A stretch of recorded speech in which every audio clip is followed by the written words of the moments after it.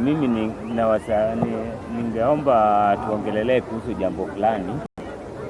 Jana nilisikia tu, lakini sina uhakika ya kwamba kuna watu kutoka Eastern walienda kwa State House jana.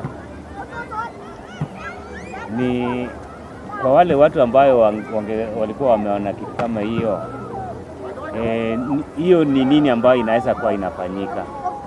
Ni watu wa Eastern wanataka kuingia serikali au ni maendeleo walikuwa wanaenda kutafuta?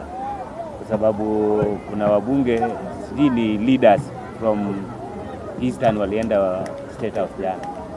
Ni nani alisikia hiyo maneno?